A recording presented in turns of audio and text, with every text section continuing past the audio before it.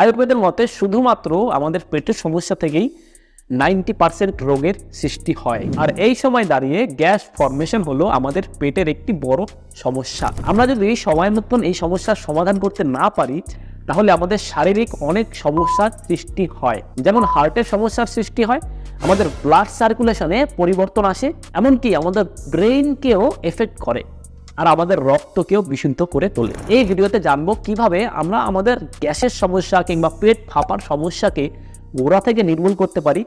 3টি আয়ুর্বেদিক ঘরোয়া উপায় ও 3টি শক্তিশালী যোগব্যায়ামের মাধ্যমে, যেটা আমাদের গ্যাসের সমস্যাকে নির্মূল করতে খুবই কার্যকরী ভূমিকা পালন করবে। এবার আমরা জানবো যে আমাদের পেটে গ্যাস কিভাবে ফর্মেশন হচ্ছে, কিভাবে সৃষ্টি হচ্ছে। দু রকম কারণে আমাদের পেটে গ্যাস সৃষ্টি হতে পারে।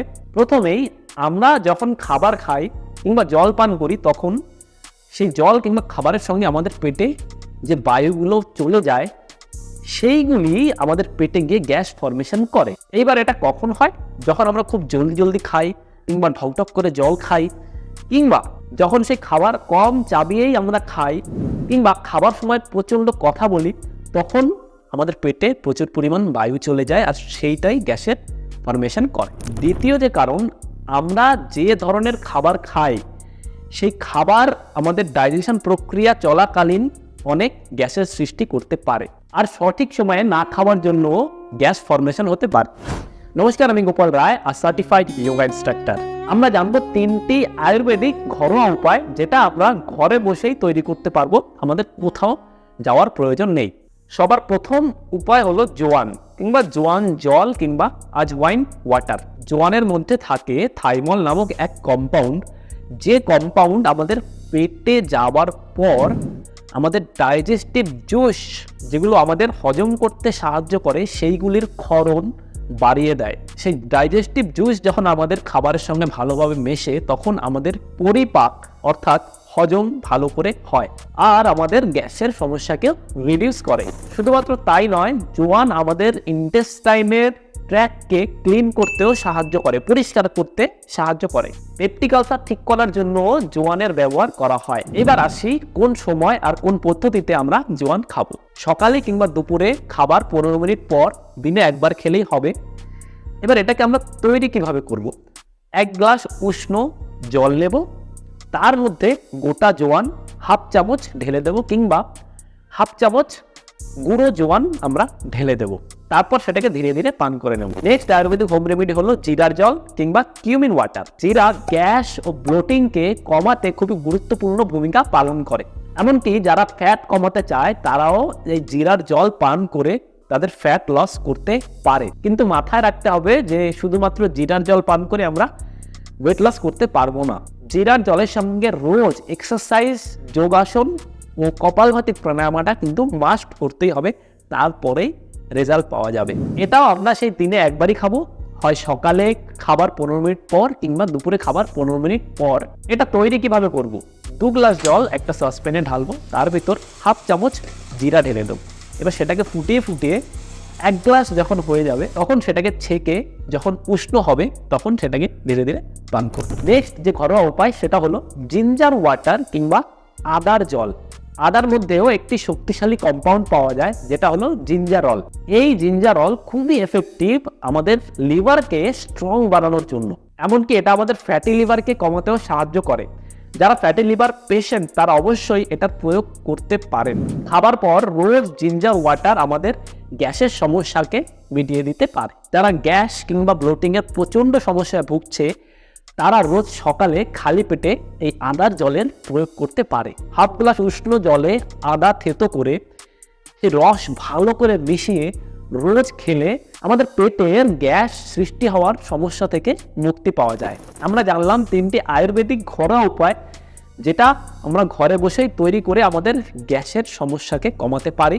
আমরা যখন আয়ুর্বেদ আর যোগব্যায়ামকে দুটোকে মিক্স করে আমাদের সমস্যার সমাধানের প্রচেষ্টা করব, তখন এটি খুব সহজেই খুব ভালোভাবে আমাদের সমস্যার সমাধান করবে। এখন আমরা জানবো 3টে পাওয়ারফুল যোগাসন, যেটা আমাদের আয়ুর্বেদিক হোম রেমেডিসের সঙ্গে ফলো করলে আমাদের গ্যাসের সমস্যা গোড়া থেকে নির্মূল হবে। প্রথম যে যোগব্যায়ামটি, সেটি হলো পবন মুক্তাসন। এই পবন মুক্তাসন আমাদের পেটে জমে থাকা গ্যাসকে বাইরে বের করে আনতে সাহায্য করে আর আমাদের সম্পূর্ণ পাচনতন্ত্রকে এমনভাবে মাসাজ করে যাতে সেটা সুপার অ্যাক্টিভ হয়ে যায়। এটা আমাদের ডাইজেস্টিভ সমস্যা সহ গ্যাসের সমস্যাকেও সমাধান করে। পবন মুক্তাসন খুবই এফেক্টিভ আমাদের কনস্টিপেশন থেকে শুরু করে আমাদের গ্যাসের সমস্যার সমাধানের জন্য। এইবার আমরা দেখব যে পবন মুক্তাসন আমরা কিভাবে করব। তার জন্য আমাদের সবার আগে শবাসনে শুয়ে পড়তে হবে। আমরা শবাসনে শুয়ে পড়ব।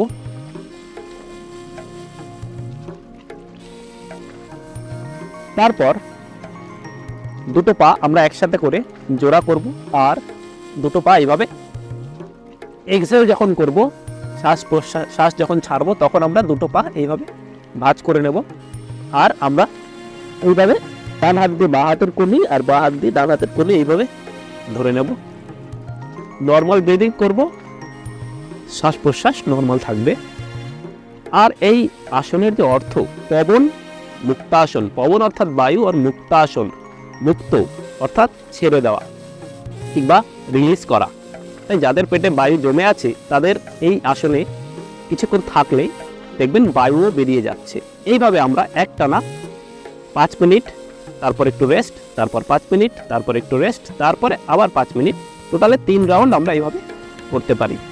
রিলিজ করার সময় ধীরে ধীরে দুটো পা রিলিজ করব, হাত রিলিজ করব। এভাবে আমরা শবাসনেও কিছুক্ষণ রিল্যাক্স করতে পারি আসন শেষ হওয়ার পরে। এবার আমরা ধীরে ধীরে উঠে বসবো।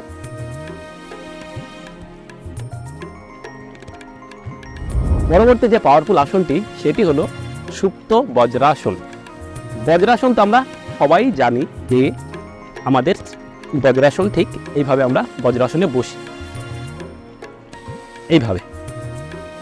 এবার সুপ্ত বজ্রাসনের জন্য আমরা কি করব, আমাদের এই পা দুটো এইভাবে সরিয়ে দেব। এইভাবে দুটো পা দুই দিকে সরিয়ে দিয়ে আমরা মাঝখানে এইভাবে বসে পড়ব। অনেকে হয়তো সমস্যা হবে বসার জন্য, তারা কি করবে, এইভাবে এই কাপ মাসেলকে ধরে এইভাবে একটু মুড়ে দেবেন আর এই কাপ মাসেলটা ধরে একটু মুড়ে দেবেন। দুই দিকে একটু মুড়ে দিয়ে দেখবেন ধীরে ধীরে বসে পড়ছেন। এইবার আমাদের কি করতে হবে, আমাদের এই কনুইয়ের মাধ্যমে পিছন দিকে শুয়ে পড়তে হবে। যাদের সমস্যা হবে শুয়ে পড়ার জন্য, কারণ যারা শুরু করছেন তাদের সমস্যা হতে পারে, সেই জন্য বালিশ ব্যবহার করতে পারেন। তো বালিশ সেই জায়গায় আমি এখন এটা ইউজ করে দেখাচ্ছি আপনাদের, কিন্তু আপনারা বালিশ ব্যবহার করবেন। এইভাবে কিছুটা দূরত্বে আপনি বালিশটা রাখবেন আর এবার ধীরে ধীরে কনুইয়ের মাধ্যমে এইভাবে শুয়ে পড়বেন। আর এই বালিশটা থাকলে কি হবে, একটা সাপোর্ট পাবে। তো এর ফলে আপনি অনেক সময় ধরে থাকতে পারবেন। যারা পারবেন বালিশ ছাড়া তারা বালিশ ছাড়া করবেন। এই অবস্থায় আমরা এখন নর্মাল ব্রিদিং করব। 10 থেকে 15 মিনিট আমরা এই অবস্থায় থাকবো। এবার দেখেন আমাদের যে এই সম্পূর্ণ চেস্ট খুলে গেছে আর আমাদের যে অ্যাবডোমিনাল এরিয়া এইখানে স্ট্রেচিং হচ্ছে। এর ফলে আমাদের গ্যাস জমে থাকার যে সমস্যা সেটা দূর করব। সুপ্ত বজ্রাসন অভ্যাস করলে আমাদের পেটে গ্যাস কখনো জমবে না আর আমাদের পাচনতন্ত্র সক্রিয় হয়ে যাবে। এইভাবে 10 থেকে 15 মিনিট আমরা রোজ অভ্যাস করব। তারপর ধীরে ধীরে পা দুটো ধরে কনুইয়ের মাধ্যমে এইভাবে আমরা উঠব। তারপর আমরা বজ্রাসনে আসব। পরবর্তী যে পাওয়ারফুল যোগব্যায়ামটি সেটি হলো অর্ধ মৎস্যেন্দ্র আসন। এটা আমাদের গ্যাসের সমস্যা কখনোই হতে দেবে না আর আমাদের পাচনতন্ত্রকে এমনভাবে টুইস্ট করবে, আমাদের পাচনতন্ত্র সম্পূর্ণভাবে অ্যাক্টিভ হয়ে যাবে, সক্রিয় হয়ে যাবে, যাতে আমাদের পাচনতন্ত্র তার ফুল পোটেনশিয়ালে কাজ করতে পারবে আর আমাদের পেটের সমস্যা কখনোই থাকবে না। এই আসনটি করার জন্য সবার প্রথমে আমাদের দণ্ডাসনে আসতে হবে। দণ্ডাসনে আসার পর আমাদের ডান পা বা পায়ের থাইয়ের এই পাশে নিয়ে আসতে হবে বিপরীত দিকে। এইবার আমাদের বা পাটা এইভাবে ভাঁজ করতে হবে। এবার আমাদের যে পা উপরের দিক থেকে গেছে সেই হাতটাই, আমাদের ডান পা উপরের দিকে গেছে তাই ডান হাতটাই আমাদের পিছনে নিতে হবে এইভাবে। এবার পিছনে নিয়ে দেখেন নীলদারাটাকে আমরা সোজা করে দেব। নীলদারা অর্থাৎ শিক দ্বারা কিংবা স্পাইন আমাদের সোজা করব এইভাবে। এইবার আমরা কি করব, বাঁ হাত দিয়ে এই যে হাঁটুর এই পাশ দিয়ে এইভাবে আমরা ধরবো। বিপরীত দিক থেকে দেখালে ডান হাতটা পিছনে যাবে, আর এই হাতটা আমাদের বাঁ হাত ডান হাঁটুর এই পাশ দিয়ে গিয়ে থাই স্পর্শ করবে। এইভাবে টুইস্ট করব। এটা হলো বিগিনার্সদের জন্য, যারা এটা দেখবেন খুবই সহজে পারছেন তারা কি করবেন, তারা হাতটা এইভাবে উপরের দিকে নিয়ে বাঁ হাতটা ডান হাঁটুর এই পাশে এইভাবে বাঁধিয়ে দেবেন। তারপর এইভাবে আমরা এই পজিশনে থাকব, নর্মাল ব্রিদিং করব। 10 থেকে 15 মিনিট আমরা এই অবস্থায় থাকব। এর ফলে কি হবে দেখবেন, আমাদের যে অ্যাবডোমেন এরিয়া, আমাদের যে পাচনতন্ত্রের এরিয়া, সেই জায়গাটায় কিভাবে টুইস্ট করছে, আর আমাদের গ্যাসের সমস্যা থেকে শুরু করে আমাদের পাচনতন্ত্রের সমস্ত সমস্যাকে এই পাওয়ারফুল আসন মিটিয়ে দিতে পারে। আর যাদের মনে হবে কিংবা অভ্যাস করতে করতে মনে হবে যে এই পজিশনটাও তাদের জন্য ইজি মনে হচ্ছে, তাহলে তারা আরেকটু অ্যাডভান্স যাবেন। তারা কি করবেন, এই বাঁ হাত দিয়ে ডান পা এইভাবে ধরবেন আর এভাবে থাকবেন। আপনি চাইলে এই হাতটাকে, ডান হাতটাকে পিছনের দিকে এইভাবে উঠিয়ে দিতে পারেন। যারা বিগিনার্স লেভেলগুলো পার করে যাবেন তারা এটা করতে পারেন, কিংবা বিগিনার্স লেভেলে আপনি কন্টিনিউ করতে পারেন। এইবার ধীরে ধীরে রিলিজ করবেন। তো এই হলো 3টে এমন শক্তিশালী যোগব্যায়াম যেটা আমাদের গ্যাসের সমস্যা, আমাদের পেট ফোলা, আমাদের কনস্টিপেশনের সমস্যা থেকে শুরু করে পেটের সমস্ত সমস্যাকে দূর করার মতন ক্ষমতা রাখে। আয়ুর্বেদিক ঔষধির সঙ্গে যখন আপনি যোগব্যায়ামকে যুক্ত করবেন, তখন আপনার সমস্যা গোড়া থেকে নির্মূল খুবই সহজভাবে হবে। মনে রাখবেন, আয়ুর্বেদিক আর যোগব্যায়াম এগুলি কিন্তু খুবই পাওয়ারফুল যদি আপনি রোজ এগুলির অভ্যাস কিংবা সেবন করতে পারেন। আই হোপ এই ভিডিওটা আপনাকে সাহায্য করবে আপনার গ্যাসের সমস্যা, আপনার পেট ফাঁপার সমস্যা কিংবা কনস্টিপেশনের সমস্যা থেকে বেরিয়ে আসার জন্য। এরপরেও যদি আপনার কোনো কোশ্চেন থাকে আমাকে অবশ্যই কমেন্ট বক্সে জানাবেন। আর আপনি যদি কনস্টিপেশনের জন্য একটি মাত্র যোগব্যায়াম জানতে চান, তাহলে এই ভিডিওটায় ক্লিক করে এখনই দেখে নিন। ভালো থাকবেন, সুস্থ থাকবেন, রোজ প্রাণায়াম করবেন। ধন্যবাদ।